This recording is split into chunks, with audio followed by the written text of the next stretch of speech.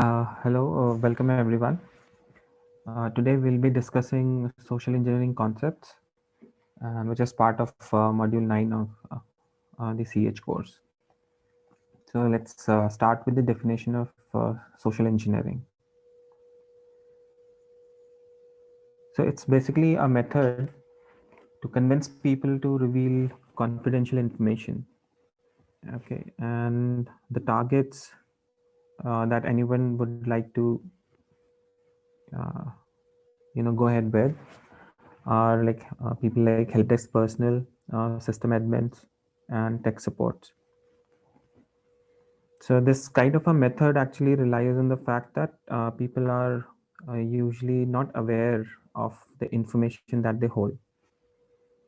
I remember that in one of the discussions, I think over the chat, someone was saying that why it is necessary for us to, how important it is to actually secure our mobile devices or PCs, or what do we have that people are going to steal?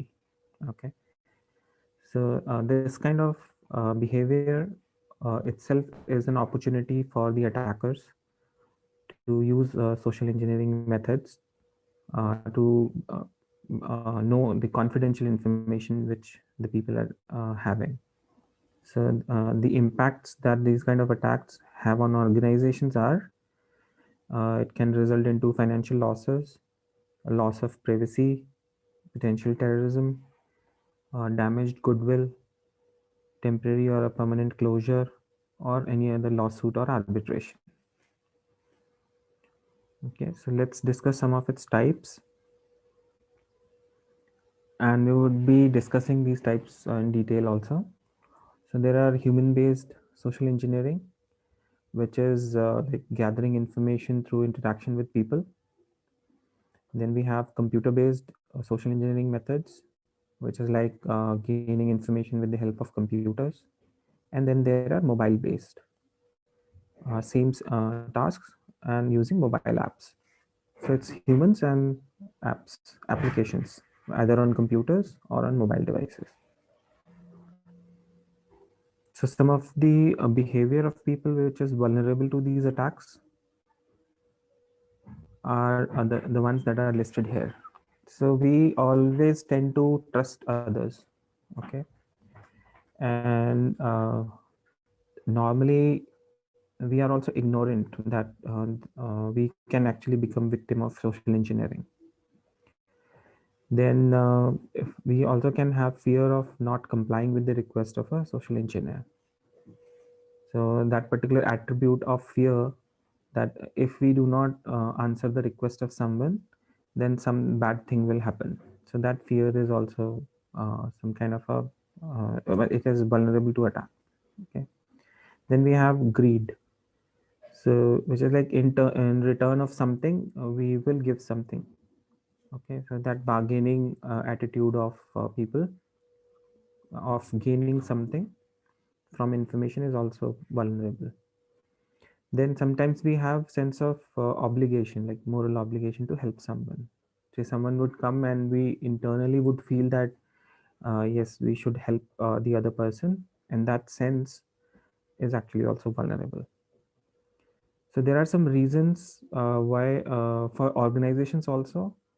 So the ones that we have discussed above were of individuals. So there are some reasons for organization also which can be vulnerable to these attacks.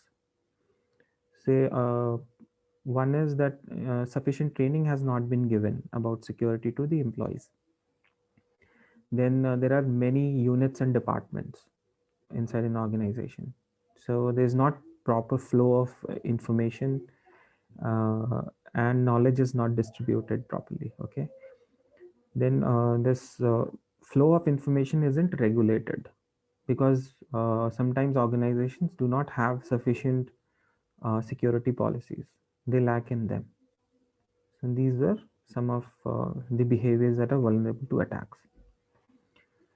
Now let's discuss why social engineering is effective. It's because generally we see that humans are considered as the weakest link in the security policies. Okay, these attacks are very difficult to detect, I mean, there is no software or a hardware that you can create which can help you in detecting these kind of attacks. And as you know, that we have earlier discussed, that 100% security is not at all possible. Okay. So how these attacks happen? They happen usually in stages. Let's discuss some of these stages. Okay. So first stage is target evaluation. So any organization which is susceptible to these attacks, okay, is first evaluated. First, the information is collected and assessment is done. Then a communication path is set up. Okay, so if in that phase, like you actually using lie or a partial truth, you actually deceive a particular target in believing yourself as an attacker. Okay, then in the next step, you actually psychologically manipulate uh, in taking some kind of a decision. So you can make that person or an organization to take a decision. So once a decision is made, you start building the relationship and a trust with the victim, and then you motivate the victim to take some kind of an action which is favorable from the attacker's point of view, which is favorable to you. Okay, and if uh, as a victim, you should know that these stages are there, and try to recognize these things in open, if at all, if you are able to understand whenever some social engineering is happening as a victim to you, as part of blue teams. And if you want as part of red team also, if you are methodically, if you are trying to do these attacks, then try to follow these stages. Okay, let's discuss what some of the motivation techniques, that once the relationship is built, what kind of motivation techniques are there to take to dupe people into taking an action which is favorable to you. Okay, so one is authority. So you can impose yourself as some kind of an authority, like you can become or impersonate as police, or maybe you can say, if there you are there in office, then you can say, if you want some task to be done, that it has been sent by a manager or higher ups or leaders, something like that. Or it can happen because of some or the other mistake that you have done, and wherein your fear is being used, then the any authoritative figure, if you are making use of that, then people are likely to obey those things. Okay, then there are times when people say that do fast, otherwise this thing will be over, like some sales or marketing tactics. They try to create that urgency and scarcity uh, for any particular product or a service to be available, right? So similarly, these things can help you in motivating the other person to take some kind of an action. Okay, then there is a technique called social proof, wherein say someone is trying to dupe you into doing some kind of an investment, uh, and it looks like some kind of a scam to you, but then people try to give proofs. Okay, that see, I got a check, or see, I have received an email, see, this is the transaction. Okay, so they try to believe that they try to make the other person believe by giving some kind of a proof. Then you have likeness. So if people are more trusting, okay, of those who seem friendly and accommodating, right? So if you impose yourself, or you pose yourself as one of the social engineer, then you have to be very, very friendly and accommodating, very, very talkative. Okay, you should be able to discuss a lot of things, a lot of about topics, and you should be very friendly. So that also can become a motivation technique for people to follow your words. And then there is fear. So you say fear of losing your reputation or money can actually make you do some kind of a task. So let's discuss some of the methods of human-based social engineering. Okay, so it's like human-based, computer-based, and mobile-based. So out of that, we are going to discuss first the human-based social engineering. So one is impersonation, wherein the person who is actually interacting with you is impersonating as someone else, or someone is actually when you are talking to somebody and the third person is eavesdropping on you, like listening on your conversation. Or if you are like, say you are there on the keyboard of your computer or on your mobile when you are giving a passcode or you are typing something, then someone is looking over your shoulder. That is shoulder surfing. Okay, then dumpster diving. It's like looking, not directly interacting with the person, but just looking on in the papers which are lying on the table or dustbins. You know, that's called dumpster diving. Then there's a technique called a method called reverse social engineering, wherein a social engineering, a person who is doing social engineering is actually the one who becomes a victim later. Okay. Then there is something called piggybacking and tailgating. So it's like the victim, along with the victim, you attach yourself and sneak into some kind of a restricted area. Okay, even if you do not have access to get into there. If it is a restricted area and someone is trying to open a particular door, and then you apply some of the method to actually stop it in between and get inside. Okay, something like that. So now for social engineering, it's like there's no patch or a fix that can be done by developers, right? People tend to be careless, and they are also not aware of such things. So that's why these things are a little harmful. Okay, so let's discuss some impersonation in detail. Okay, so it's an act of acting as someone that she or he is not or are not. Okay, many social engineering attacks use impersonations. So, this kind of an attack relies on target not being able to identify attacker. Okay, attacker pretends to be some kind of a help desk worker.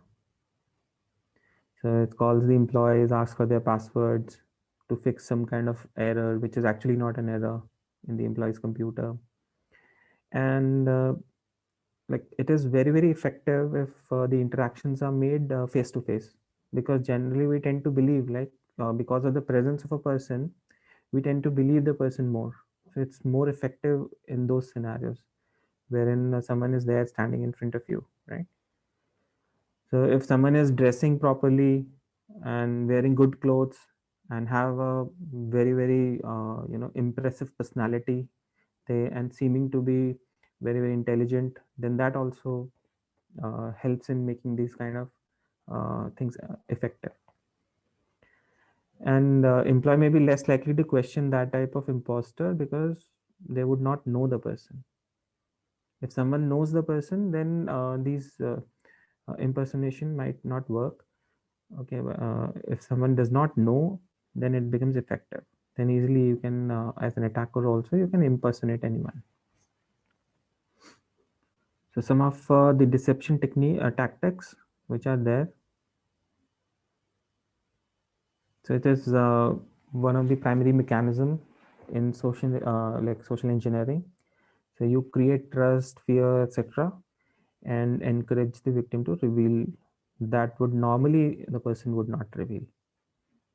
Okay, so like say some fellow employee is like struggling and who needs help. Okay, at that time you can deceive the person. Okay, or you can become an authority figure from law enforcement, creating some kind of like threatening the person that if someone does not do this kind of a task, they will face some kind of an arrest or they have some legal penalties. Or some it happens with the new employees sometimes because they don't know much about a company, and others or an imposter and would actually target such employees who are very new. Okay, and there are times when IT personnel ask someone to re-enter a credential. Okay, says because of by causing some or the other error, and someone is posing as an IT personnel, and they would ask you to re-enter the credentials. Then when someone can pose themselves as vendor or manufacturer, warning about any vulnerability and then offering a fix. And we discussed an example that normally it happens with the, like when you try to browse a URL and some automatic scan is done and some hoax is shown to you, right? And if a person is present, then if as an employee, if you face some kind of an error, and the person who is doing impersonation or trying to deceive you can actually tell you that, oh, there's a very normal step that you can do to fix this. And while doing that kind of a fix, someone would cause some malicious act at that point of time. So no, customers who normally try to, they have this habit of forgetting passwords, right? So if someone is trying to reset their password at that particular time, uh, some people can reveal information. Say someone can impersonate as customer themselves and say they want to reset their password, and there is a methodology in bigger organizations wherein reset password, the people follow very very strict steps to reset them, and usually it happens with the help of external vendors. Okay, normally identity and access management is in the hands of other vendors. So if people can like an impersonator can become a customer who is trying to reset their password. Okay, then a coworker using insider language to gain trust. Say you go to a new location or an area, okay, on deputation somewhere, right? And there you mingle with the locals and you understand their language, start learning that, and try to gain that trust. Okay, and then you ask someone to for something to be done. And you also can be a friend or a relative asking for help. You can become a vendor or a creditor who is demanding some kind of an overdue payment. Okay, say sometimes if you have a credit card and if you're failing on your payments, right, then other person can actually become a impersonate as a creditor and can dupe you into clicking some kind of a link in your SMS at the same time when the SMS was sent, and people can trick you into navigating to some kind of a URL. Then there is a term called elicitation. So there are two things, like if you gather information about a person by doing search on your own or research with your own methods, and then there is an information collection or acquiring the data from the person itself. Okay, so the act of collecting information from the person is called elicitation, which is different from gathering that information about the person from other sources. Okay, because people themselves provide key insights. Okay, and they themselves know more about themselves. So you can use approaches like request. You can request for information, you can interrogate them, you can do surveys. Okay, and also observation is also one of the type, but it should not be under elicitation. I think I've mistyped it. Anyways, then you can actually compromise a business email. Using that, you can or send a email which looks like very very legitimate, uh, coming from an organization, and that can help you or an attacker to delve very important information, which is like this kind of a method is very commonly used, asking for a cash transfer to some kind of a bank, some bogus bank, right? Okay, now shoulder surfing, right? So in this attack, attacker observes the target's behavior without the target knowing about it. Okay. So normally, usual example is that when someone is working on a computer and typing their credentials, or if they are on their phone and they are actually drawing that kind of pattern to unlock it. Okay. Then it's not always literally looking over the target's shoulder, but you can use phone camera to observe the person from behind, or at some angle you can place the camera and you can observe the actions on the keyboard. Or let's say normally when you use your phone, then it leaves some kind of fingerprints or marks because of the extensive usage of the touch screen, right? So you can actually employ other methods to, by tilting it in some or the other different manner under a light, uh, you can actually see those marks without the person knowing about it. Okay. So in social engineering, it's like you as an attacker, you can be as creative as possible. There's no limit of creativity here. So these are some of the formal terms that we are discussing. Okay, maybe there are some more, and we ourselves don't know about those terms. Okay, so piggybacking, as we were discussing, piggybacking and tailgating. So it's a similar. So the target, let's say, knows someone, okay, a friend or somebody, and they might know the attacker personally, or they can be actually assisting the attacker, okay, in doing that. So any other employee might not be aware that the employee was terminated and should not be allowed into the facility, right? Let's say there is a case wherein someone was asked to go, and even then, maybe a security guard knew the person personally, but now the employee has become disgruntled and is seeking access into the organization. So at that time, a person can make a mistake and can allow that person who wants to cause some kind of a harm. Okay. So, like in case of piggyback, that happens mostly in those cases wherein the employee does not know the attacker. Okay. So sometimes it happen as a way of courtesy, that when you try to request and you are imposing, you're wearing a tie and you're having a bag, and you can sneak into you can overcome the physical security of a company or a building. Okay. You're very talkative, and you appear to be trustworthy at that time. So there are times when people use social engineering to assist an attack also. Okay, where an attacker may persuade the victim to do something for them by, let's say, disabling or bypassing the security controls, by granting physical or network access, like someone who has the rights to do that, right? Creating or resetting the credentials, by delivering messages, by installing the software.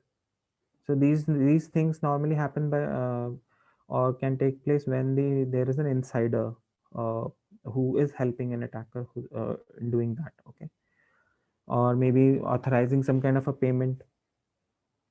So there are times when an attack actually requires somebody to connect or disconnect a device at that time. Then maybe an assistance is required to reconfigure a system so that an attack can take place. So a person who has already been social engineered or is assisting the other person in attack can do these kind of activities. So now let's discuss some methods of computer-based social engineering. So you would have seen like pop-up windows, some kind of hoax letters that are coming, or emails basically, some chain letters wherein people are saying, forward this to 10 people and you will be blessed with you will get the blessings of gods, or forward this to 5 people and you will get some money or as a reward, or some points or something like that. You would have seen these examples. Then instant messages. Someone is trying to give you a link, and there is a way wherein people can interact synchronously because in instant messaging it happens. Or somebody is trying to place a bait, like throwing the pen drives out in open so that any benign user can actually pick it up and plug it into a computer, right? Sending some kind of an email spam. Okay. Then there are some phishing and spear phishing methods that we will discuss these. Okay. So what are hoaxes? So in case of like it's an element of social engineering where attacker presents as a fictitious situation as real. So it's similar to a scam, but not necessarily be seeking money. Okay. So maybe someone creates a phony virus warning and say that your computer or a PC requires a fix. So that will create some kind of a fear in the victim, and they would actually take those steps that are required uh, for them to take so that they can get it fixed, which is actually not a real uh, problem. And the email chain example I've given, like forward this to 10 people and you will get some benefit. Okay. Then some kind of a fake message can be there that Bill Gates will pay you something to do something. You remember recently Twitter was hacked, wherein I think it was because of social engineering itself. The reason was social engineering, and wherein Twitter accounts of very influential people were hacked, and their followers were asked to donate some kind of a money in terms of bitcoins, right? So this example is there. It was there in news. These are some hoaxes that actually, these are some hoaxes, example of hoaxes. Okay. Then there is baiting. So some an attack where an attacker leaves the physical media in a location where someone else might pick it up, and they might use it to see whether they got it for free, so they will use it. Okay.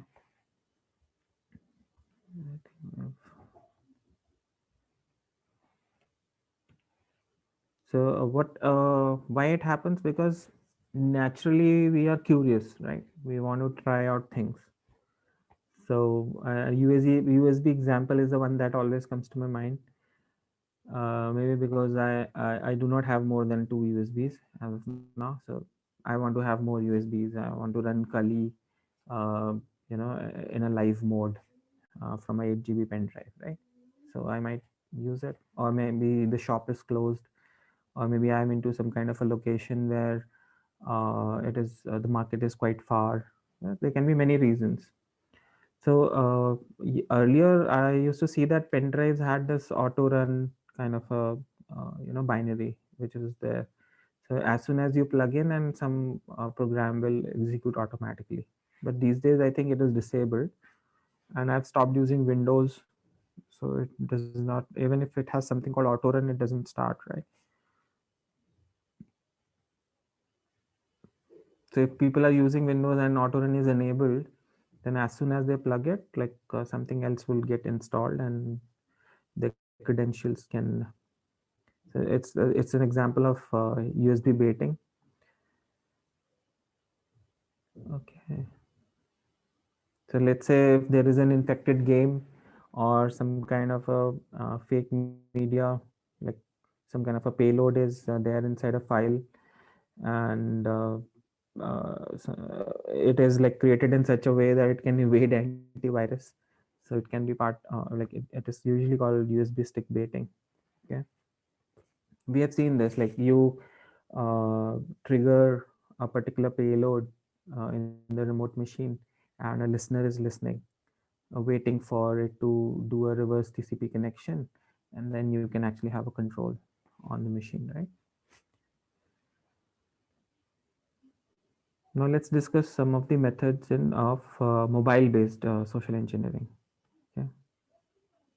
So there are times when you would see, like recently, some apps have been banned, right?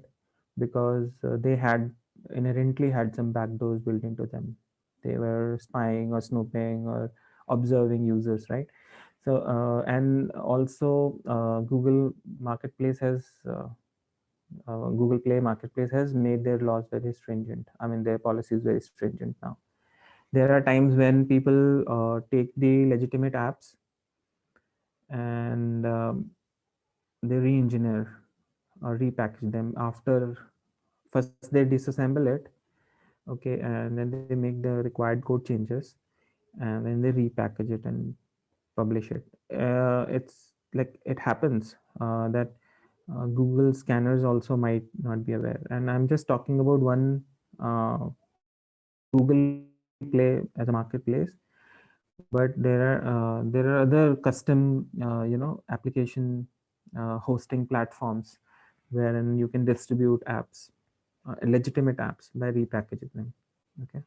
Then there are times when you are there searching for some free antivirus kind of an app on the Play Store or some other application store, and there's host of applications which actually provide security, but they might only be imposing. They might not give you a real secure mobile.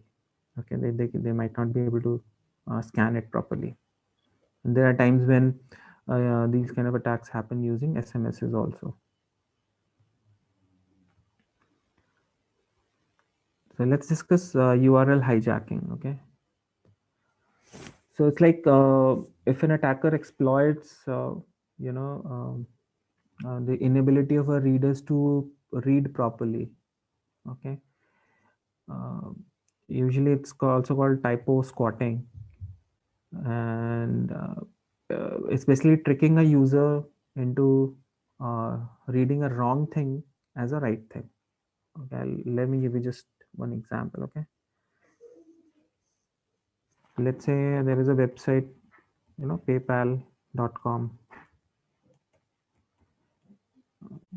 Let me just replace this, L with some other letter.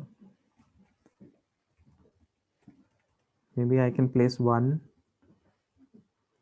or maybe I can place a pipe symbol. Okay, now in this particular font format, when you are looking at this, it might not appear deceptive to you, right? Because you can easily differentiate. There is a difference in L, the pipe symbol, and the one. But let's say you change the font. Okay, let me choose some font, some kind of a thin font.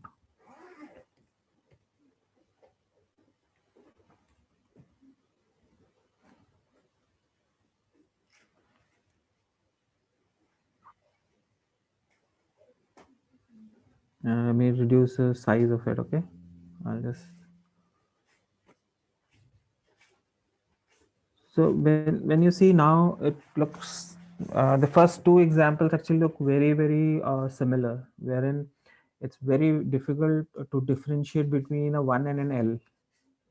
Okay, so and if it becomes part of an HTML email, and someone can easily be duped into clicking it. Okay, so this kind of a thing is called typo squatting, and you can be as creative as possible with this. So what happens is like, as you know, the DNS server, someone can register by creating this kind of a name on with the registrar, and can trick a user into going to a wrong website. So, and you can actually use a misspelled name also. Let's say there is a name Google, and you can replace a very O looking zero, and with replace this O with the zero, and the font is such that if someone looks at it, it will appear as if it's written Google. Okay. Then there are something called spam and spam. Okay. So if a user's email is flooded with a lot of unsolicited message, usually it happens in case of advertisements, promotions, or when that urgency and security, sense of scarcity that is being created in the victim, then at that time, if a lot of messages are coming, then that is called spamming. Okay, so it is often used with the phishing, wherein you're trying to trick the user into filling some kind of a form, or giving some, when you want to trick a user into giving an important detail which is required for you, maybe a phone number, okay, maybe uh, some kind of a credit card number or their CVV number or something. So if this kind of a spam is happening over instant messenger, so you have Facebook Messenger and installed in your phone, and then someone might create some kind of a scheme on Facebook, and or create an offer and ask you to give your address, phone number, and all those things. So if that is this kind of activity is happening over messengers, is again called spam. So rather than calling them as spam, you call them spam. Then phishing.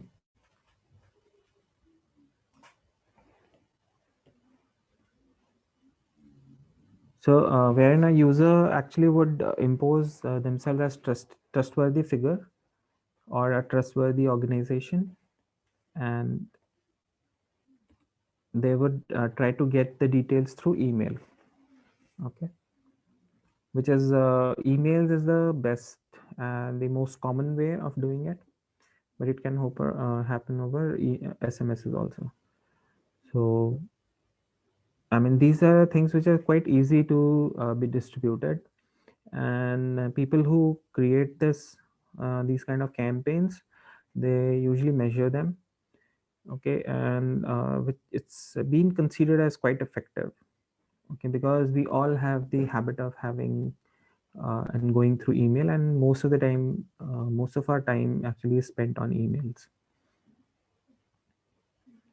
So to become trustworthy, you know an attacker can employ header spoofing, and they can replace those values and appear as legitimate. Okay, they can create some kind of an urgency. Okay, let me show, I think I have some examples. Okay, some kind of a request. See, there's an message with a subject line which creates some kind of an urgency that your password will expire in 1 day. So, and see, it's written, dear network user. So maybe this particular email was sent as part of very large campaign, wherein the person is not aware to whom this or the attacker is not aware as to whom this email would go. Otherwise, the name of the person should have been here, right? And they are imposing themselves as the person, the attacker is imposing themselves as my university network security staff or something, right? And the URL also is appearing to be very, very legitimate.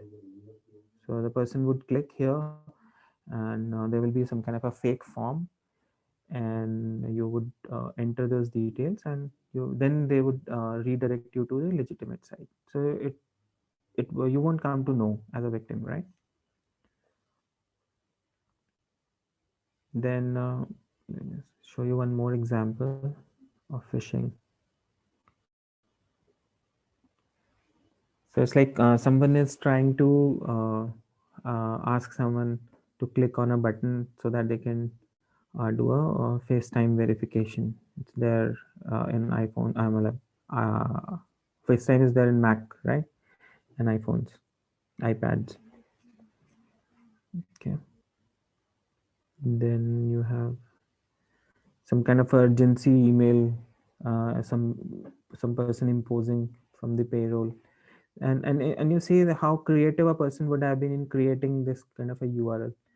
So these days you tend to believe such URLs. You know why? Because there are so many URL shortening services that that are there that to save on cost and time. Let's say you are messaging on Twitter, okay, and you want to actually create your message very, very short. and you want to cover as much as text as possible. So people are using it so extensively that it's uh, today this does not appear to be a fake URL. Okay, and this is only the URL part, which is a text. If you hover on it, maybe it is leading to some other link.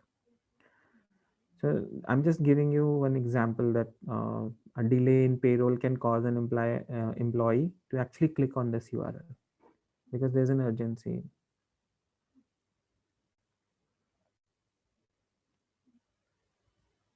Then there's a term called SMishing. It's also called wishing. It's like someone, if someone is trying to fish you by sending text messages, and which is generally be more ignored than an email. Okay, and so that is called SMishing, and wishing also it is called. And if let's say, because usually phone calls you know result into building more trust, so people try to do that over a VoIP call or a phone call also. Okay, so and this kind of step or an act can entice a user going in on a spoof website, and then when you try to interact with the website, you will delve out some information that it is asking. Then there's peer phishing, like if you are targeting any individual or a group who is quite important, then you can selectively choose a target or a person, then it's called spear phishing. And if the person is on a executive level or some leadership position in a company, then it is called whaling. There is also a term called farming, which is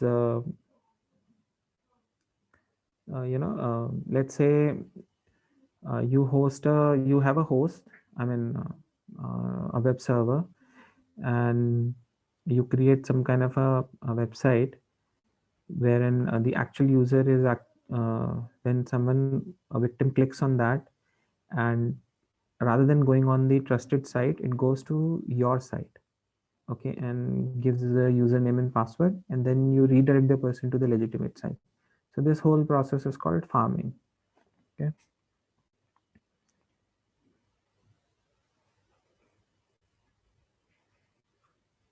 Okay, so let's discuss social networking. So there are times when people try to create thefts, and they try to steal the data from the social networking sites, and people usually involuntarily do it. So why? Because on networking sites, people try to brag about themselves. They want to show off, and in the act of doing that, they also delve out some sensitive data. Okay, and it becomes a favorite kind of a website for others to capture valuable details. Okay, I'll give you some examples in the lab, like how it happens, like how you can go and search on the website to know more about people. Okay, so there are times when these social sites themselves are having some kind of vulnerability or a flaw. So that kind of a bug or flaw can be exploited. Then there are attacks that can happen from an insider, and they are called insider attack. So usually competitors when are there, they implant people, one person into another organization so that they can give you, doing some espionage activities, they can uh, find out some information about the product or the services, and they can keep delivering it to other company. So that also that is classified under insider attack. And then if there is a employee who was not happy, and then the person wants to take revenge against the company, that is also classified as insider attack. And these attacks are very difficult to prevent. Okay, because generally organizations try to trust individuals, and every individual, how many individuals you can stop from being such disgruntled people.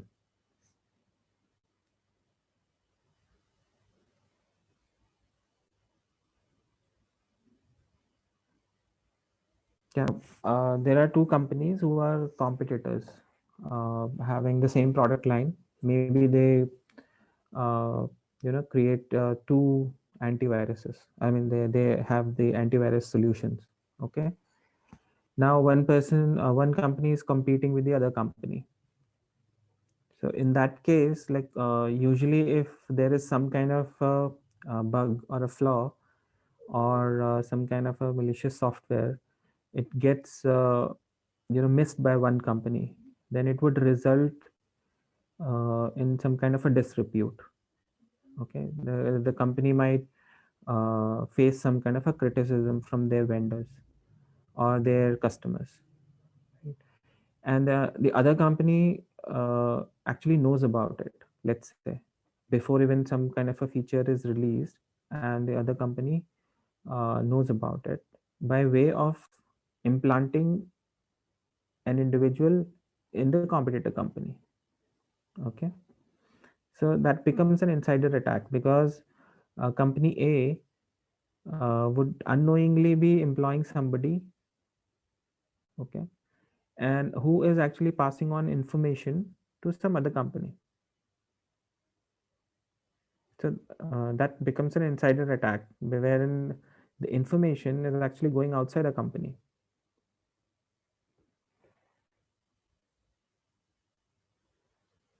Is that clear? Or another example is that say you work in a company, and because of some or the other reason, you were asked to leave the company and you were not happy. So then you can actually just in order to take revenge, you would do some kind of an entry into the company again. Okay, maybe or there can be another example wherein let's say you were supposed to get a pay raise, and because of some or the other reason you did not get it, and you became unhappy, you became disgruntled, and you want to take some kind of a revenge. Then that becomes your motive. Okay, and that can allow you to do some kind of act which can harm the company. So in that way, if you try to delve out some information to the outside world, maybe you go, and if you're a network engineer, maybe you can go and misconfigure a device which can become a vulnerability for an attacker to exploit. So that also can become an insider attack. I hope that is clear. I hope it answers your query. So how you can prevent such kind of attacks? So by doing timely rotation. So why and by doing proper distribution of duties, separation of concerns and duties. So it's not like if there is a person who has too much of an authority.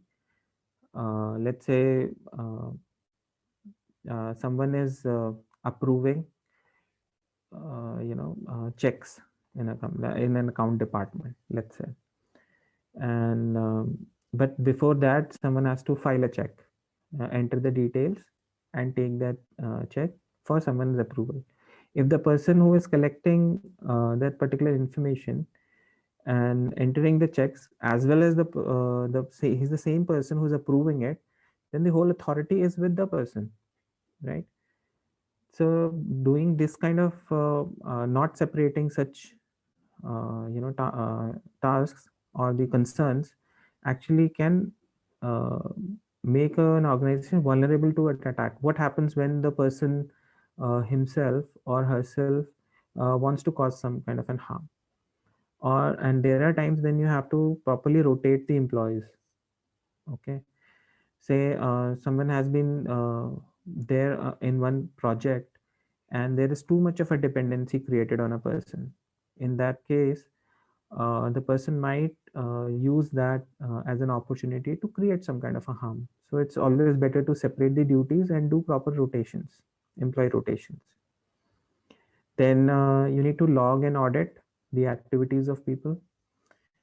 This is only about from the perspective of prevention. I know in earlier sessions, Bhupinder has been asking me that how to prevent bad things from happening and how to prevent hackers from hacking us. You know, so as part of social engineering, if you want to prevent social engineering from happening, okay, before they are detected, you can prevent by logging and auditing employee activities, or by only giving some least amount of privilege to people, especially with regards to installation of software and all. Then adequate legal policies should be in place. Okay, that if some kind of a act happens, then there should be a proper legal method of taking actions. Then you can employ controlled access to the physical devices, or you can have layered security. You know, then all the crown jewels, right? All your critical data needs to be have some kind of a backup mechanism. Like in case of something happens, then there is a proper backed up archive somewhere, so that you can recover from that attack. Okay, so these are some of the ways to prevent insider attacks. Difficult. It's difficult. Like it's not written on anybody's head. Okay, that someone will cause some kind of an harm. So these are some of only suggestions, right, which can help in preventing the insider attacks. Then there's called identity theft. So it's considered crime. So you can actually steal information, all personally identifiable information, and you can become another individual as an attacker, right? So you can, let's say, become another person, and you can use the same name and get a new, PAN number. Here it is written social security number because it has come from the guide in US norms. But you can have a driver's license, another credit card on the same name, and the person would not come to know actually until unless someone is knocking on their door saying that you are very high in debt. Something like that can happen. So if identity theft is done and some individual has taken over the identity of another person, then you might have seen examples of Facebook hoaxes or social media hoaxes, wherein people post sensitive images and personal images over the social media, right? And they try to uh, uh, you know disrepute the other person, bring bad names to others. Some of the examples are written here.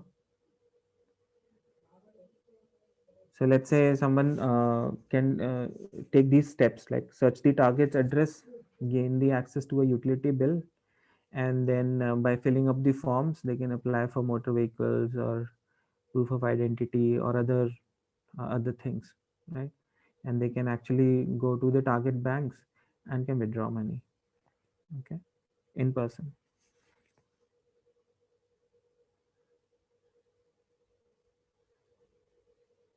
So some of the social engineering targets and defense strategies: training. Okay, so train the employees, tell them that, or if you're there with your friends and colleagues, try to educate them on this. Follow the best practices and checklist for password use. Um, uh, Always have 2FA or two-factor authentication, right? So should not be very easy for other person to actually gain access to your device.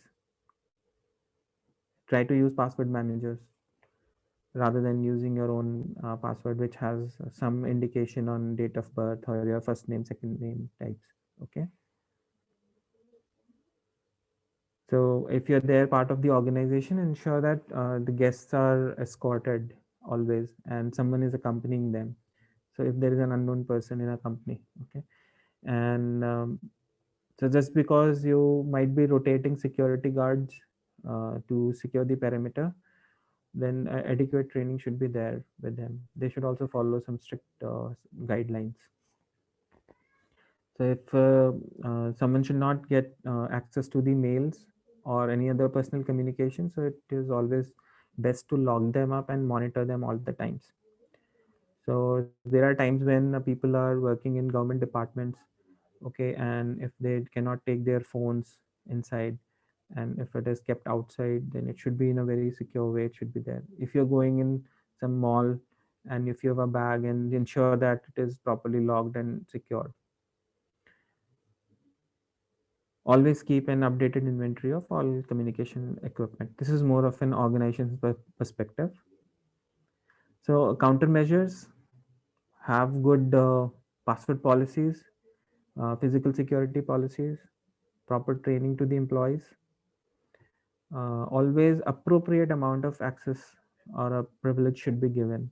So based on the role of a user, based on the amount of or the level of task the user has to perform. Everyone should not have admin access, or everyone should not have a user access, right? There is a way wherein security privileges are given. So even if some incidents has happened, then respond to it. Not response to it should not happen in a jiffy. Okay, there should be an adequate time which should be given for responding to an incident, because there's a lot of information that needs to be captured for future use. Operational guidelines that restrict access to sensitive information to only to authorized resources. So there should be a classification system of the information, like what is the level of classification should be there, what is for public, and what is for the organization, and what is for what group. Okay, there are levels of classification. So with respect to termination processes of the employees, complete thorough background check should be made. Okay, then for building antivirus and anti-phishing defenses, you need to use multiple layers on all gateways. Two-factor authentication always.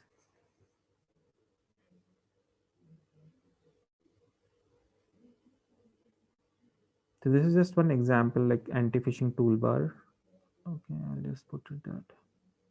So any change management, if it is there, okay, that should be properly well documented.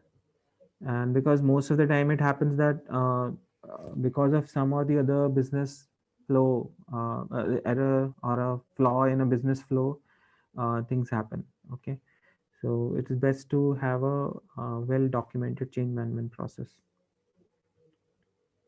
So if there are some documents that are not of any use, there should be proper way of shredding them or securing them, right? They should not be left just like that in dustbins and places wherein others can go and look at it afterwards, even with your bills or your own bills, because there are times when there's a lot of information on that. It's best to keep your name out of the list of marketers, because in order to create more business, if your email get into rotation of such lists, then you would get a lot of email messages, and more of sales calls you will get. Okay, not possible to keep your mailboxes empty, but you should try you're keeping them empty so that you don't get confused as to which email you should respond to and which you should not. Okay, so any personal every request for personal information should be verified. Okay, you just like that. You should not delve out your personal information. Always review your credit card reports if you have one. Okay, on phone, never give your personal information.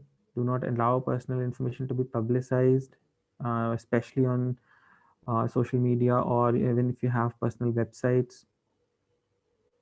And try not to give your contact or account numbers unless and until it is required. Okay.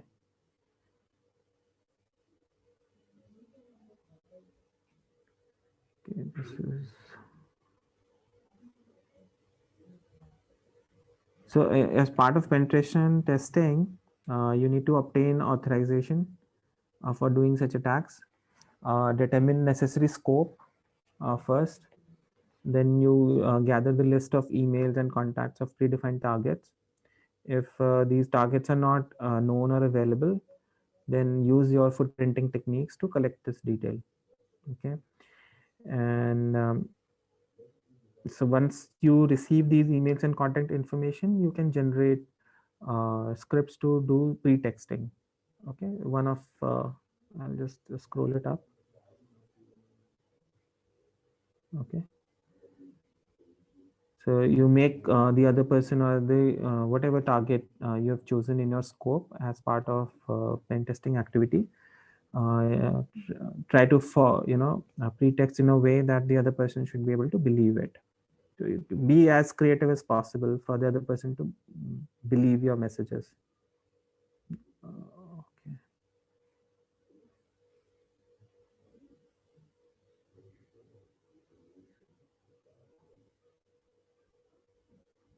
So use these methods: emails, phones, and in person.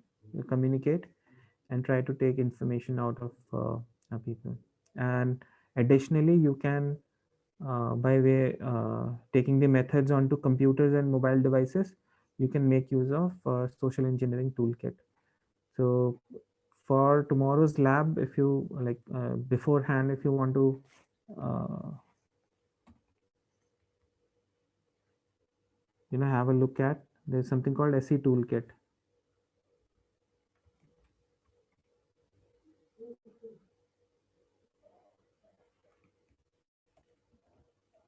Okay.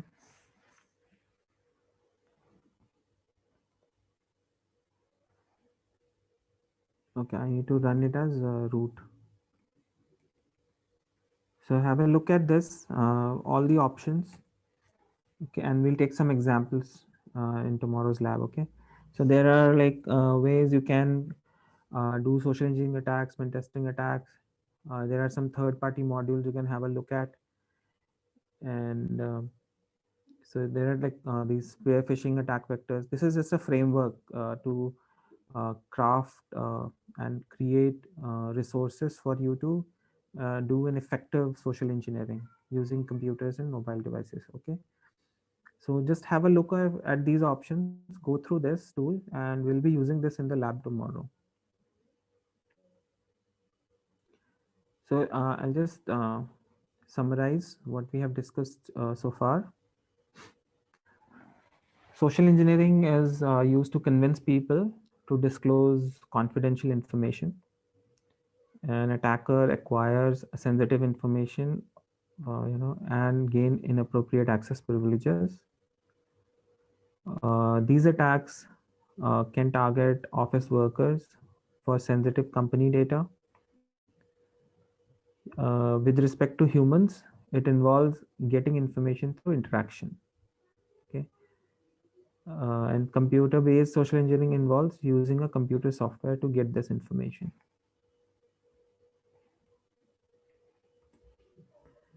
Then identity theft is when now I don't have a separate point for mobiles because these days mobile itself is a computer. Okay, so identity theft is when one person steals another person's name and personal information to commit some kind of a fraud. So that's identity theft. The best defense relies on implementation of good policies and procedures. And prevention is to people should be aware that these things are there and happening in open, and you can become a victim to a social engineering attack. Okay, so understand all basic components, leverage the motivation techniques as part of pen testing if you're doing it. Launch a phishing attack to entice targets to leak sensitive info. Use media other than just email because it is quite revealing in the email itself. People are educated these days and they know that if there is a phishing email, they are easily able to recognize. So then create a convincing forgery of a popular website. Okay. Capture credentials through login forms on the forged website. And then you can redirect the user to the real website. Leverage gathered data about people to spearfish some specific targets. And if at all possible, if there is a leadership, there is a person in the leadership or in the higher management, try to target that person. Okay. I think I've just copied this again. Then use impersonation to make these attacks seem trustworthy. Use elicitation techniques to get information from others. Okay, from the people themselves, because they know more about themselves. Then you can also leverage hoaxes to make your attacks more convincing. You can try dropping the USBs with a payload, which can be auto run when it is plugged into a computer. Try to take IT's permission before doing that, and do some URL hijacking, some methods of URL hijacking, by mistyping or by changing the names. And actually, to a particular URL need not to be registered with a domain name provider, domain name service provider, like a registrar. You can actually redirect the traffic to the attacker machine within a network on a LAN. Okay, and you can dupe a user to actually go on your website by just changing one entry into a host file and putting your network card into promiscuous mode, and by using TCP kill methods to uh, remove the packets which are actually of a legitimate website. So try to do that in the LAN. Okay, leverage all of the spam techniques. Okay. Determine if it is easy to observe employees without their knowledge. Okay. Consider how environment might make tailgating a piggybacking more or less effective. So as part of pen testing and as an ethical hacker, you can try all of these things. Okay, and then documentation, obviously, document your findings. These two three these few lines should have been up the summary slide, right? So that is it for today.